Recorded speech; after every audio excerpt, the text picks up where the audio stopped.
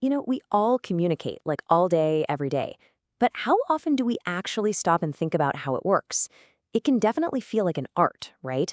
But believe it or not, there's a real science to it, a kind of blueprint you can follow to dodge those frustrating mix-ups and really get your point across. So let's break down that blueprint. Oh, you know what I'm talking about. You send a super quick text, maybe just the word okay with a period, and bam, suddenly your friend thinks you're furious with them. How does a simple everyday message get so complicated? Well, it's because there's a lot more going on than just hitting send. And this little diagram here shows us exactly why. See, a message doesn't just magically appear in someone else's head. It has to be thought up and packaged by you, the sender, then sent through some kind of channel, and then finally unpacked by the receiver. And as we're about to see, things can get a little scrambled at every single step of that journey. All right, so let's really get into it. Let's unpack this core blueprint, because once you understand this fundamental model, you start to see exactly where and why our messages sometimes fly right off the rails.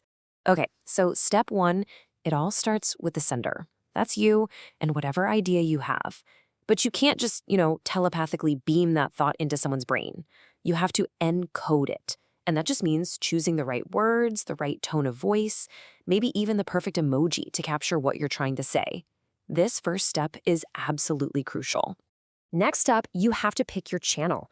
Are you going to say this face-to-face? Is it a phone call, an email, maybe a super formal report?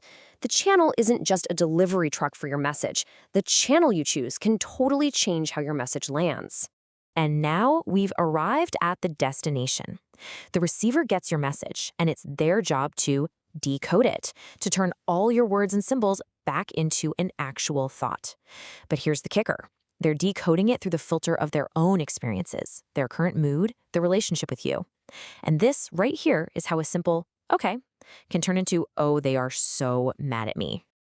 And there are two more pieces to this puzzle.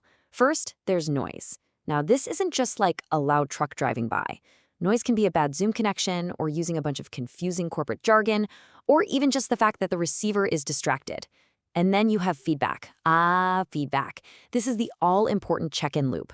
A quick, hey, did that make sense? Can be the difference between total clarity and a complete mess. So that's the wild journey of a single message. But what about in a team or a whole company? Well, communication isn't just a one-to-one thing.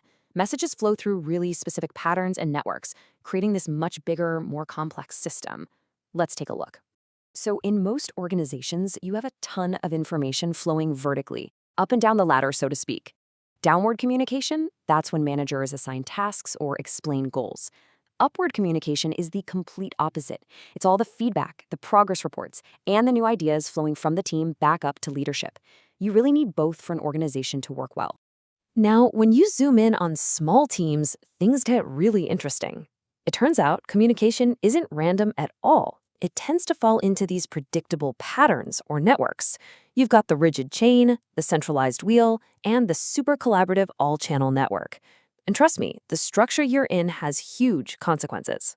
Just look at this table. It really lays out the trade-offs. The wheel, for instance, is super fast and accurate, mostly because one person is calling all the shots. But then, look at member satisfaction. It's low. Ouch. On the other hand, the all-channel network, where everybody talks to everybody, well, it creates the happiest teams, but accuracy can sometimes take a hit. So the big takeaway here is that you're always balancing speed, control, and morale. And of course, we have to talk about the grapevine, right? Not all communication sticks to the official company chart. You've always got the rumors, the gossip, the word-of-mouth stuff. It's often incredibly fast and, honestly, surprisingly accurate. It also gives people a sense of connection, even if it drives managers absolutely crazy. Okay, so we know how messages travel, but now we've got to talk about how we send them. Because picking the right channel, the right medium, is every bit as important as picking the right words. And the key idea here is something called channel richness. A rich channel carries so much more than just the words on a page. It carries your tone of voice, your facial expressions, your body language, and it lets you get feedback right away. A lean channel, well, that's just the bare bones text. And you can see a really clear spectrum here. A formal report is great for keeping records, but it's super lean. Email and instant messaging, a little richer. Video calls add a whole lot more with visual cues and tone. But absolutely nothing beats the richness of a face-to-face conversation, especially for complicated or emotional topics. Now, all these channels kind of fall into two big buckets. You have your formal channels, those are the official pathways for work stuff. And then you have informal channels, the ones we pick ourselves for social chats, like grabbing coffee with a coworker. And you know what? Both are absolutely essential for a healthy workplace. So here's the frustrating part. Even when you feel like you've done everything right, you encoded your message perfectly, you picked the best channel, things can still go wrong. So let's look at some of the most common roadblocks on that communication journey. A huge part of the problem comes down to how our brains process information. Sometimes we use automatic processing. It's that quick, superficial gut reaction. It's fast, but man, is it easily fooled. Other times, we use controlled processing, where we really take the time to dig into the facts and logic. It takes way more effort, but we're much more likely to get things right. And here they are, the usual suspects. You've got filtering, that's when someone only tells their boss the good news. There's selective perception, where we basically only hear what we want to hear. Information overload, when your brain just feels like it's going to short circuit. And of course, a big one, emotions. A message you get when you're angry is a totally different message than the one you get when you're happy. Okay, so knowing all of this, all the ways things can go wrong, what can we actually do about it?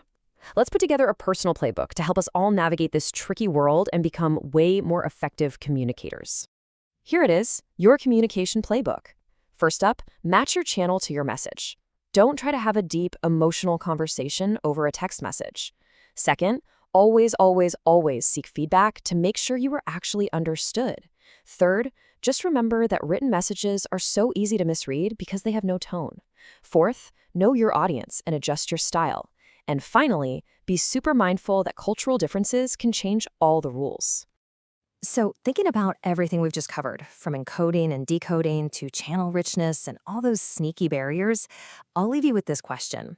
What's one small communication habit you can start to change, starting today, to make sure your message lands exactly the way you want it to?